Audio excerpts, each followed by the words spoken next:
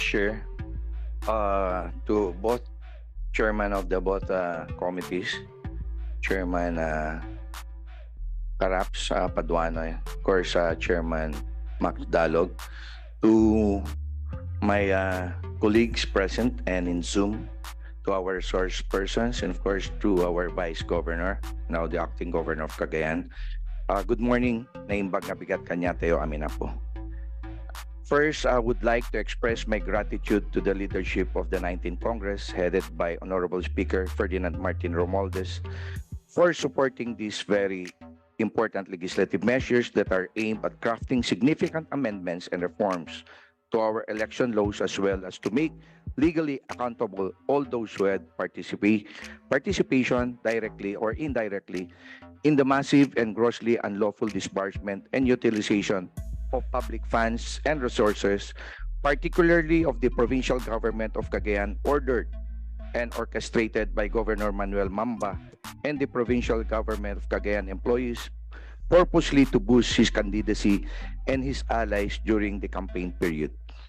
To the distinguished chairman of this joint committee, Honorable Joseph Stephen Caraps S. Paduano of the Committee on Public Accounts, and Honorable Maximo Waidalog Jr. of the Committee on Suffrage and Electoral Reforms, honorable members of this joint committee, distinguished colleagues, resource persons, and guests, good morning and thank you for your presence in today's committee hearing.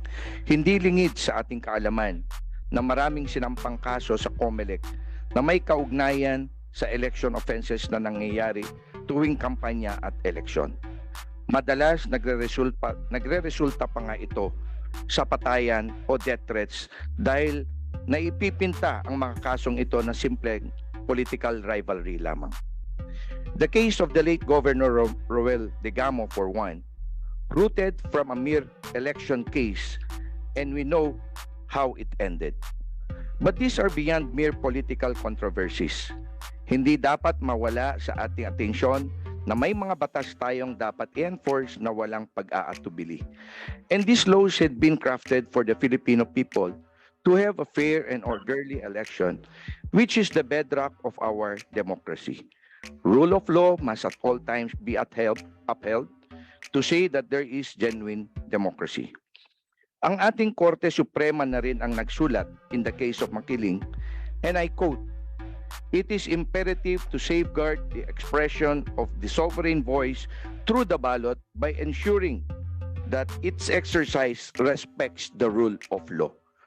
To allow the sovereign voice spoken through the ballot to trump constitutional and statutory provisions on qualifications and disqualifications of candidates is not democracy or republicanism.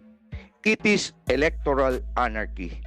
When set rules are disregarded and only the electorate's voice spoken through the ballot is made to matter in the end, it precisely serves as an open invitation for electoral anarchy to set in. This scandal in the province of Cagayan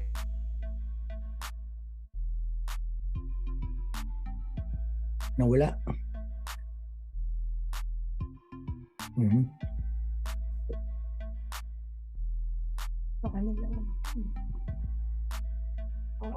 Internet natin. Okay din.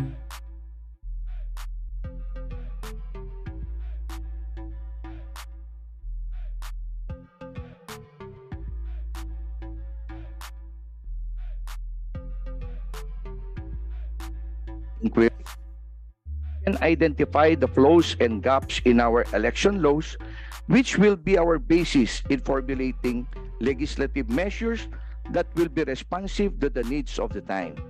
Importante din na mapanagot at mapakulong lahat ang mga kawatan at mga walang paggalang sa ating batas pang-eleksyon para maisulong ang kanilang sariling interes pampolitika at nang hindi na ito pamarisan pa. Hindi lamang sa probinsya ng Cagayan, kung hindi sa ating buong bansa. Madami pong nakamasid, nag-aantay at nag-aabang dahil napakahalaga ng konklusyon nito dahil baka ito ay pamarisan pa. Maraming salamat po, Mr. Chair. Mr. Chair, In the interest of time and to provide the joint committee with a backdrop of what transpired in Cagayan in the last election, may I be allowed to make a presentation? Yeah, please go ahead, Honorable Lara. Thank you very much, Mr. Chair. Governor MAMBA, in collusion and conspiracy with his political allies and concerned department heads of the provincial government of Cagayan, conducted massive illegal disbursement, release of funds and expenditure of public funds during the 45-day ban that is from March 25, 2022 to May 9, 2022, despite the clear prohibition under the Omnibus Election Code and the corresponding COMELEC resolutions, and worse, despite the TRO issued by the Regional Trial Court of Tuguegarao City. During the campaign period, MAMBA also continuously had his daily program in Bombo Radio and another radio station aimed at attacking and lambasting his political opponents, which radio programs are paid by the provincial government of Cagayan, in violation of the provision of the Fair Election Law, providing or limiting to 90 minutes airtime to all candidates. I will overemphasize that the distribution during the 45-day period was without the necessary approved COMELEC exemption issued by the COMELEC. By way of background, in year 2020, 145 million pesos was appropriated as part of the general fund to the programs of Governor MAMBA, like the No Town Left Behind program, and 556 million pesos as aid to the barangays. Moreover, 410 million pesos was appropriated for aid to barangays under the fund of the Office of the Governor. Again, in 2021 and in 2022, a much bigger budget for these programs were appropriated. Governor MAMBA, however, admitted that said funds appropriated for the projects, programs, and activities for 2020 and 2021 were not released in those years when needed the most because of the COVID-19 pandemic. Instead, these funds, together with that of 2022, were released only during the campaign period without the necessary exemption approved by the COMELEC. It was only during the campaign period, when it was prohibited to do so, that Governor MAMBA ordered and orchestrated the disbursement of resources and funds of the provincial government of Cagayan through its various programs, projects, and activities, such as the No Barangay Left Behind and or No Town Left Behind, and of Plan Tulong sa Barangay. He distributed Philippine National Police patrol cars, rural health unit transport vehicles, and ultra-low freezer as part of the No Barangay Left Behind program. He also distributed scholarships, honoraria, and financial assistance in some municipalities of Cagayan under the No Town Left Behind during the campaign period. Let me show you two CPIO clippings, Mr. Chair, sa distribution po na nangyari. Ito po yung mga distribution during the campaign period na pinagbabawal na po during those times. Ito, dinocument po ito ng PNP, pero ito po, nakapost po ito sa CPIO, Cagayan Provincial Information Office website po nila. As held in Veles versus People. Yan, March 26, March 28, March 30, 31, April 3, April 5, April 7, April 9, April 11, 12, Tsaka lang po yan, nag-distribute ng freezer nung patapos na ang COVID, Mr. Chair, no? Panahon po ng prohibitive period ng election. As held in Velas versus People, the law imposes the prohibition against the release, disbursement, and expenditure of public funds to prevent public officials and employees from utilizing government resources to influence the voters in their choice of candidates for the forthcoming elections. It ensures that public funds and properties are insulated from political partisan activities and that government works shall not be used for electioneering purposes. It also seeks to prevent incumbent public officials from enjoying undue advantage of government resources over which they have easy and convenient access to bolster their campaign. It's very unfortunate that the answer of MAMBA to all of this is more telling. The Omnibus Election Law and related COMELEC resolutions do not cover and is not applicable to the provincial government of Cagayan. Yan po yung answer niya. Submitted po yan sa COMELEC.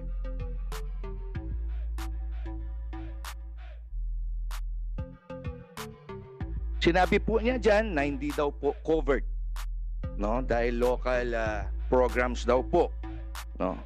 More or less 10 days before the election, apparently as part of the grand scheme and design of Governor MAMBA, he ordered the withdrawal, release, and disbursement of gargantuan amount of government fund, reportedly more or less 550 million to 600 million pesos, and proceeded to massively distribute the fund province-wide to voters, residents Cagayan who are 18 years old and above at 1,000 pesos each in the guise of ayuda to voters under his Crusada Contra Corruption program. May I show you, Mr. Chair, a video clip of the vote buying being done during the 45 days and more particularly the last 10 days.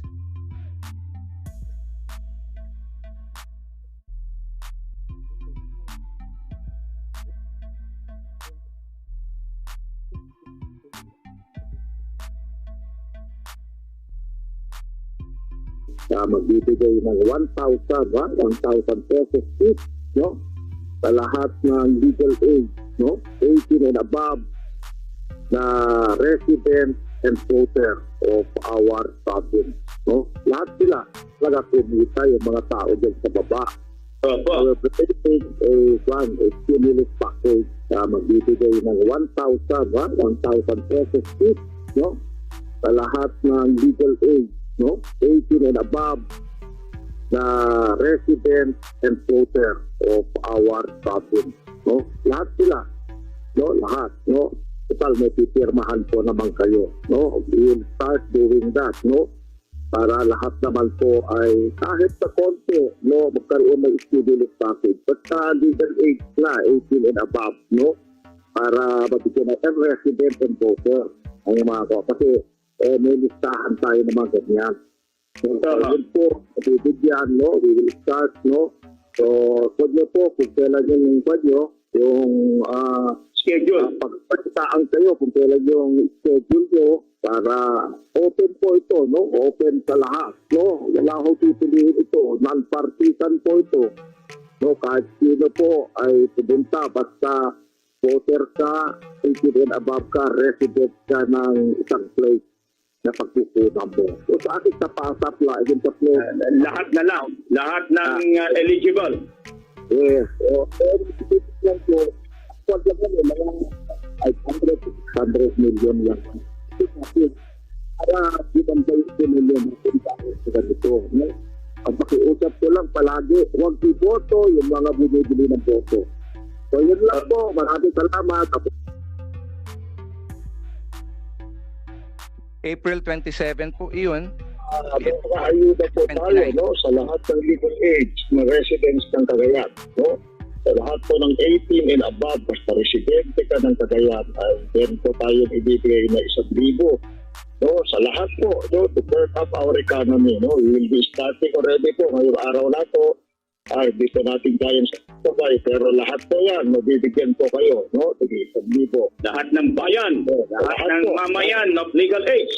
Yeah, of legal age po, 18 and above po, no, may pipirmahan po tayo dyan, no, ito po ay ayuda, no, to burn up our economy, no, this is a economic stimulus po dito sa atin, no, para sabayan po natin sa expenditures din sa ating eleksyon, baka sakaling tumanda ang ating ekonomiya dyan sa baba. No, mag-trust po lahat ito. No, trust sa incentive po. Ito po, May 3. Yung kasama po ni Governor At magkano po, magbigay po tayo ng pera sa mga tao. Cagayan Provincial So, sabayan po natin itong election na ito na kumikita lahat din po dahil kay mga watchers, meron tayong mga tiga-dikit boys, meron tayong mga partners. Sabayan po natin. May 5. Kailangan na i-subsidize ang mga botante. Bigyan sila ng 1,000 pag bumoto sila. Siguro, it's now time to do that.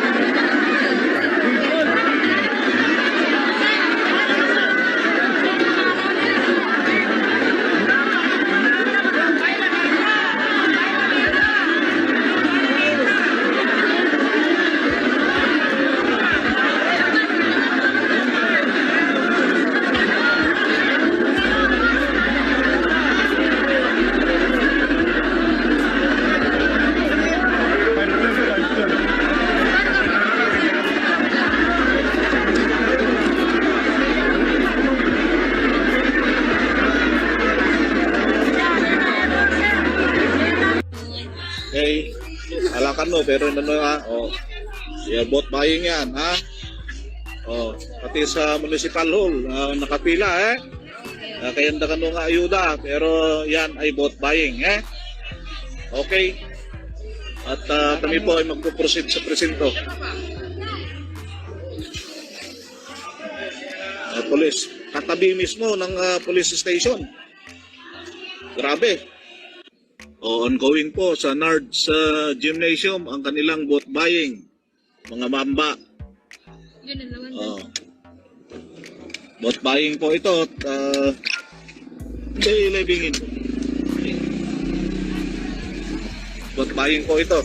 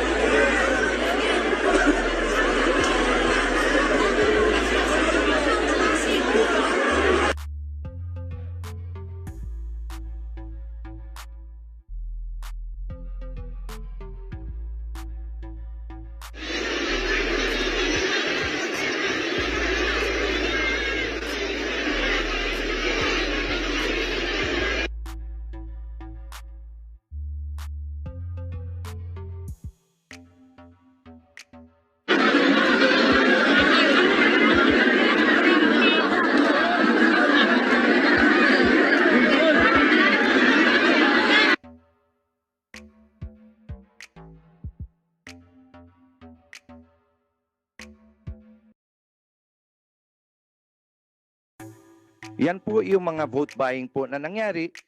Hindi po pinagsawalang bahala ng mga Cagayanos ang mga ginawa ni Governor MAMBA. Nagsampa tayo ng mga kaso laban sa kanya dahil sa patuloy na paggawa niya ng mga aksyong may ituturing na election offenses, and we obtained a temporary restraining order as shown here, Mr. Chair. ITRO po tayong nakuha.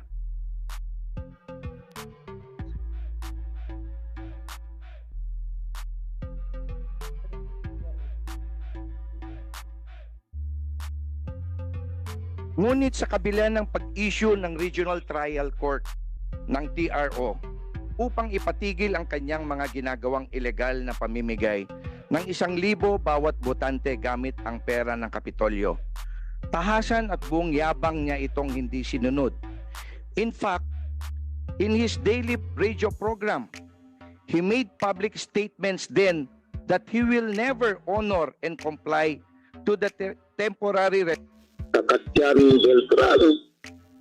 Ganito na ba tayo? Ganito na ho ba? Ang gusto nyo na ang justisya ay for sale na rin po?